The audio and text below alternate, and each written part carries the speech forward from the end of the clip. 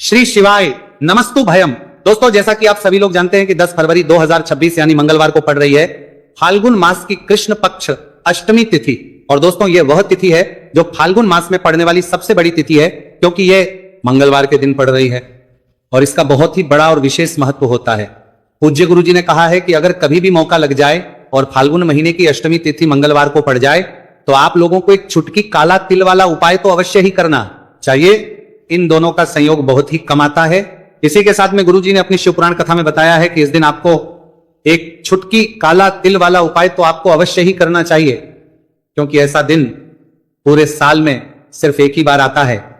और दोस्तों, आप सभी लोग जानते हो कि मंगलवार अष्टमी तिथि का अगर सबसे बड़ा कोई उपाय है तो वह एक चुटकी काला तिल वाला उपाय है। तो दोस्तों, मंगलवार अष्टमी तिथि के दिन आप लोगों को इस एक चुटकी काला तिल वाला उपाय को जरूर करना है। बहुत सारे लोग होंगे जिन लोगों ने इस उपाय को ना किया हो, मतलब पूरा साल निकल गया, उन्होंने किसी भी दिन इस चुटकी काला तिल वाला उपाय को ना किया हो। पर दोस्तों, आपके पास एक आखिरी मौका बचा हुआ है, जो कि 10 फरवरी मंगलवार अष्टमी तिथि के दिन है।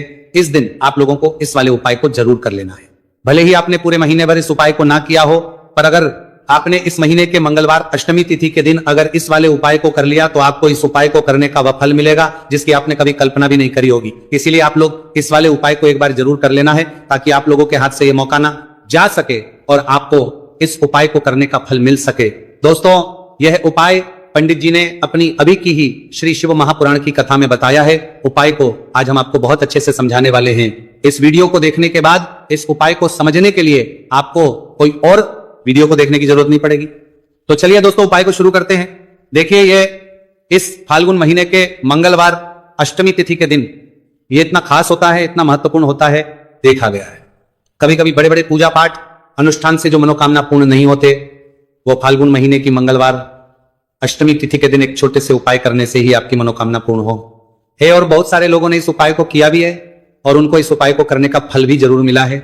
अगर आप लोग भी इस उपाय को करना चाहते हैं तो आप इस उपाय को पहले अच्छे से समझ लेना, सुन लेना, उसके बाद करना, आपको इस उपाय का फल जरूर मिलेगा।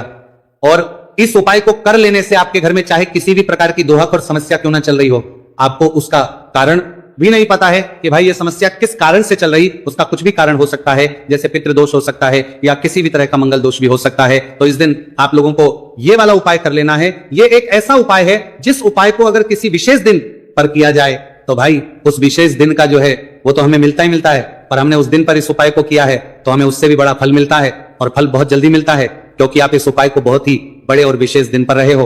तो चलिए अब उपाय के बारे में बात करते हैं, लेकिन उससे पहले आप लोगों को यह जानना आवश्यक है कि आखिर ये उपाय किस समय करना है, किसको करना है और कैसे करना है। तो चलिए हम आगे आपको वीडियो में एक एक करके बता देते हैं, लेकिन उससे पहले अगर आप लोग हमारे चैनल पर पहली बार आए हैं या फिर मेरी आवाज आज पहली बार सुन रहे हैं तो हमारे चैनल को सब्सक्राइब जरूर कर लेना और इस वीडियो को लाइक करके कमेंट बॉक्स में श्री शिवाय नमस्तु भयम ओम नमः शिवाय जरूर टाइप कर देना। तो दोस्तों, इस एक चुटकी काला तिल वाला उपाय को हमें इस मंगलवार अष्टमी तिथि के दिन कैसे करना है, किसको करना है, किस समय करना है और कहां पर करना है, ये सारे सवालों के जवाब आपको इस वीडियो में मिल जाएंगे। और जो ये वीडियो देखेगा भाई, उसको एक चुटकी काला तिल वाला उपाय जरूर करना चाहिए, क्योंकि इस दिन काला तिल का भी बहुत ही बड़ा और विशेष महत्व होता है। और बात आ जाए एक चुटकी काला तिल वाला उपाय की, तो ये सोने पे सुहागा वाली बात हो जाती है और ये एक बहुत ही बड़ा उपाय हो जाता है इस मंगलवार अष्टमी तिथि का। तो अब दोस्तों, इस एक चुटकी काला तिल वाला उपाय को आखिर करना किसको है, सबसे पहले हम लोग वो बात जान लेते हैं। तो देखो, घर की जो बड़ी माताएं बहनें होती हैं, उन माताओं बहनों में से कोई भी एक बड़ी माता बहन इस वाले उपाय को कर सकती है। और दोस्तों, अगर आप तो अपने घर में से सभी सदस्यों को भी इस उपाय को करवा सकते हैं। अगर किसी व्यक्ति की खुद की कोई मनोकामना है, खुद की कोई दुख और परेशानी है जो कि वो अपने लिए ही करना चाहता है इस वाले उपाय को, तो वो खुद अपने लिए भी कर सकता है। बाकी अगर कोई घर में से ऐसा है जो कि अपने पूरे घर परिवार की सुख और शांति के लिए ये वाला उपाय करना चाहता है, तो भाई वो भी कर सकता है, उसमें भी कोई दिक्कत वाली बात नहीं है। कहने का मतलब है कि इस उपाय को हर एक सदस्य भी कर सकता है और पूरे घर परिवार के सदस्य के लिए घर की बड़ी माताओं बहनों में से कोई एक माता बहन भी कर सकती है। माताएं बहनें अगर घर में उपस्थित न हो या वो यह वाला उपाय ना कर पा रही हो, तो फिर घर का कोई बड़ा सदस्य भी इस एक चुटकी काला तिल वाला उपाय को कर सकता है, चाहे फिर वो पुरुष ही क्यों ना हो, उसमें कोई भी दिक्कत वाली बात नहीं है। उसके बाद में दोस्तों, जो अगला प्रश्न निकल आता है वो ये आता है इस उपाय को लेकर कि आखिर इस उपाय को हमें किस समय करना है, सुबह के समय करना है कि शाम के समय करना है। तो देखो, इस वाले उपाय को आप लोग सुबह के समय भी कर सकते हो और शाम के समय प्रदोष काल में भी कर सकते हो। अब अगर आप पूछो कि भाई सबसे उत्तम समय कौन सा रहेगा इस एक छुटकी काला तिल वाला उपाय को करने का, तो हम आपसे बस यही कहेंगे कि इस उपाय को आप सुबह के समय करेंगे तो ज्यादा बेहतर होगा। बाकी अगर प्रदोष काल शाम के समय भी करेंगे तो भी अच्छा होगा, उसमें कोई भी दिक्कत वाली बात नहीं है। तो अब दोस्तों जो अगली सबसे बड़ी और महत्वपूर्ण बात आती है वही आती है कि सुबह अगर हम उपाय को करेंगे तो हमें कितने बजे से लेकर कितने बजे तक के बीच में करना है, और शाम के समय प्रदोष काल में करेंगे तो हमें कितने बजे से लेकर कितने बजे के बीच में करना है।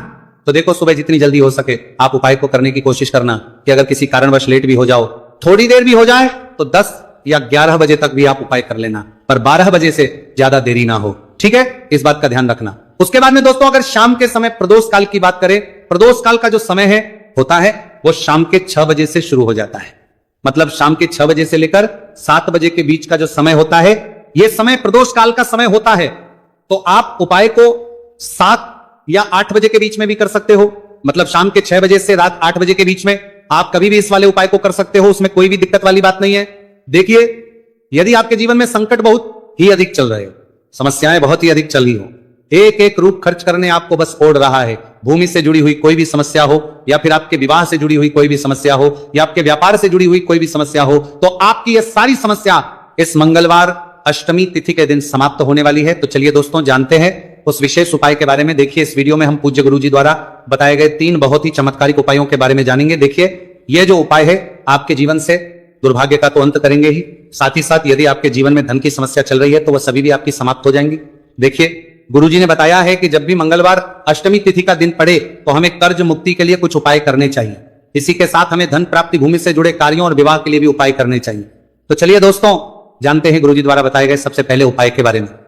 देखिए यह उपाय विशेषकर उन लोगों को करना है जिनकी भूमि से जुड़ी कोई भी समस्या चल रही हो, यानी कि उनकी भी जमीन से जुड़ी हुई समस्या चल रही है, यानी कि जो लोग मकान खरीदना चाहते हैं, या फिर उनका खेत से जुड़ा कोई भी केस चल रहा है, या फिर जिनके भी विवाह में विलंब हो रहा है, या फिर जिन भी लोगों के जीवन में कर्ज बहुत ही अधिक बढ़ने लगा है, कर्ज जो है वह चुका नहीं पा रहे हैं, तो गुरुजी ने कहा है कि ऐसे लोगों को यह उपाय करना चाहिए। देखिए इस उपाय के लिए आपको थोड़े से काले तिल ले लेने हैं। देख आपको मात्र 1 चुटकी काले तिल ले लेने हैं, इसी के साथ में आपको थोड़ा सा शहद ले लेना है, फिर सबसे अंत में आपको 1 लोटा शुद्ध जल ले लेना है।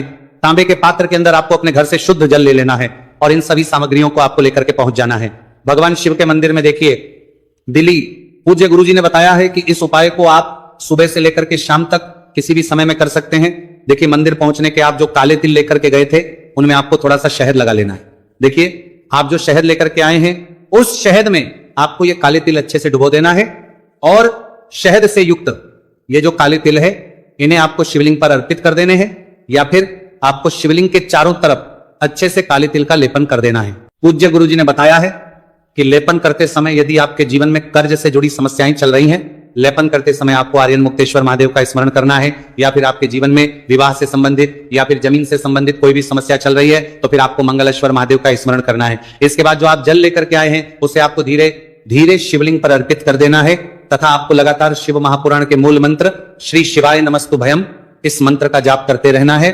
पूज्य गुरुजी ने बताया है कि सिर्फ एक मंगलवार अष्टमी तिथि यह उपाय करके देखना, और आप स्वयं देखेंगे कि 2 से 3 महीने के अंदर आपके जीवन से जुड़ी हुई जो भी समस्याएं हैं बस सभी समस्या बहुत ही जल्द महादेव की कृपा से दूर होने लगेगी।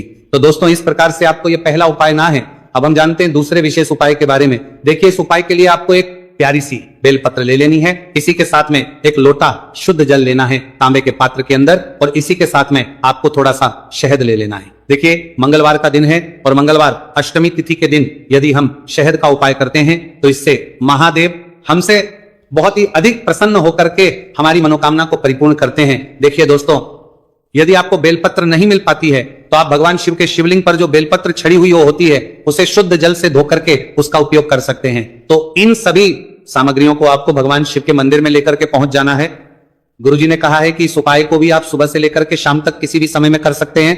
देखिए मंदिर पहुंचने के बाद आपके पास जो एक बेलपत्र है, और बेलपत्र की जो सबसे बड़ी वाली पत्ती होती है और उसकी जो चिकनी साइड होती है उस पर आपको अच्छे से शहद का लेपन कर देना है, यानी कि बेलपत्र की बड़ी वाली पत्ती पर, पूरी ही पत्ती पर अच्छे से शहद लगा देना है। अब देखिए ये जो बेलपत्र है इसे आपको अपने सीधे हाथ की हथेली पर रखना है, और आपके जो भी कार्य अटक रहे, देखिए बहुत से लोग ऐसे होते हैं जो अपने नौकरी को प्राप्त करने के लिए सालों से तैयारी करते हैं लेकिन उनको नौकरी नहीं प्राप्त हो पाती है। बहुत से ऐसे लोग होते हैं जो बहुत ही मेहनत करते हैं, धन भक्ति के लिए बहुत अधिक प्रयास करते हैं लेकिन फिर भी उनको धन प्राप्त नहीं हो पाता है, तो गुरुजी ने बताया है कि जब भी आपको अपने कार्यों में सफलता ना मिले तो फिर आपको मंगलवार के दिन इस उपाय को अवश्य करना चाहिए। देखिए, अब आपको जिस भी कार्य में सफलता प्राप्ति करनी है उस कार्य को सफल बनाने के लिए आपको महादेव से प्रार्थना कर लेनी है और फिर ये जो एक बेलपत्र है इसे आपको भगवान शिव के शिवलिंग पर अर्पित कर देनी है। देखिए, बेलपत्र की चिकनी साइड जिस पर आपने शहद लगाए हैं वह शिवलिंग से स्पर्श रहेगी और इसकी जो डंडी है वो आपको जलाधारी की ओर रखनी है। इस प्रकार से आपको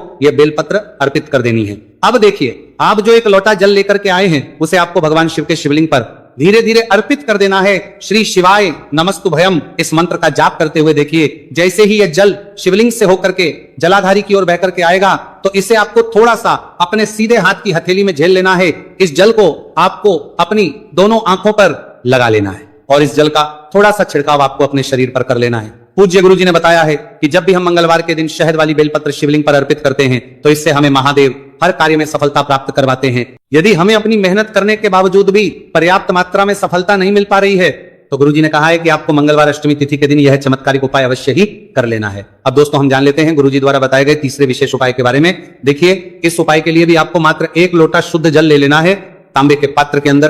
फिर इसी के साथ में आपको एक प्यारी सी बेलपत्र ले लेनी है।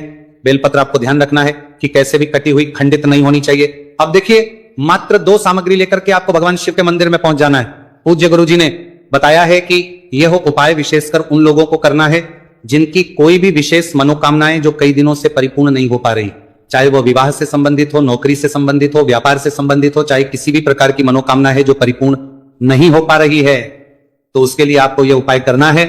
देखिए, इस उपाय को भी आप सुबह से कि शाम तक किसी भी समय में कर सकते हैं। देखिए, मंदिर पहुंचने के बाद सबसे पहले तो आप बेलपत्र लेकर के आए हैं, उसे आपको अपने सीधे हाथ की हथेली पर रखना है और आपको महादेव से प्रार्थना करनी है कि हे मेरे महादेव, मेरी ये जो मनोकामनाएं बहुत दिनों से अधूरी है, मैंने कई प्रकार के उपाय कर लिए हैं, कई प्रकार के व्रत कर लिए हैं, लेकिन अभी तक मेरी मनोकामना परिपूर्ण नहीं हो पाई है, तो उस मनोकामना को परिपूर्ण करने के लिए प्रार्थना करनी है और यह एक बेलपत्र आपको शिवलिंग पर अर्पित कर देनी है। देखिए, बेलपत्र की जो चिकनी साइड है वह शिवलिंग से स्पर्श रहेगी और इसकी जो है वो आपको जलाधारी की ओर रखनी है। इस प्रकार से आपको यह बेलपत्र अर्पित कर देनी है। इसी प्रकार से आपको यह बेलपत्र अर्पित करनी है। अब देखिए, आप जो 1 लोटा शुद्ध जल लेकर के आए हैं इसे आपको धीरे धीरे शिवलिंग पर अर्पित कर देना है। इस मंत्र का जाप करते हुए देखिए, जल अर्पित करते हुए आपको कम से कम 11 बार श्री शिवाय नमस्तुभयम या फिर ओम नमः शिवाय इस मंत्र का जाप कर लेना है। पूज्य गुरुजी ने बताया है कि जो भी व्यक्ति 10 फरवरी मंगलवार अष्टमी तिथि के दिन शिवलिंग के सामने इस उपाय को करता है तो उसकी जो भी मनोकामना है वह महादेव की कृपा से निश्चित ही परिपूर्ण हो जाती है। तो दोस्तों, यह थे पूज्य गुरुजी द्वारा बताए गए कुछ बहुत ही खास उपाय। अगर आपको जानकारी अच्छी लगी हो तो वीडियो लाइक करिएगा। मिलते हैं फिर एक नए वीडियो के साथ। श्री शिवाय नमस्तुभयम।